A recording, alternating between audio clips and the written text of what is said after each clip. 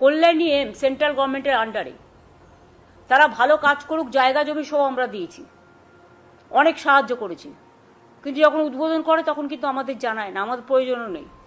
কাজ করা আমাদের কর্তব্য, আমরা করে দিয়েছি, জমিটা আমরাই দিয়েছি, তাই তো? কিন্তু ওরা কি করছে, মেন্টাল হেলথের নাম করে পরোক্ষভাবে এনআরসির নামে একটা সার্ভে করছে। আমি সমস্ত জনসাধারণকে আবেদন করব, যে কোনো সংস্থা যদি আপনাদের কাছে কোনো বাড়িতে কোনো ব্যাপারে সার্ভে করতে যায়, তাহলে আপনারা স্টেট গভর্নমেন্টের কাছে কোয়ারি করে জেনে নেবেন। স্টেট গভর্নমেন্ট যদি কোনো সার্ভে কোনোদিনও করে আপনাদের জানিয়ে দেবে, কিন্তু স্টেট গভর্নমেন্ট এই দায়িত্বগুলো নেবে না।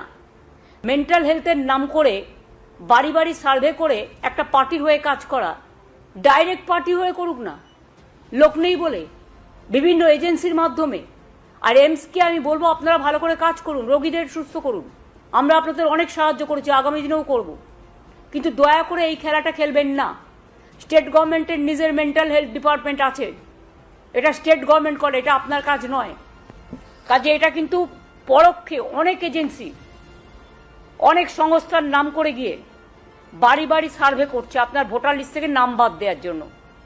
কাজেই সজাগ থাকুন, সতর্ক থাকুন, কাউকে কোনো ডিটেলস দেবেন না, একমাত্র স্টেট গভর্নমেন্টের অফিসিয়াল লোক ছাড়া।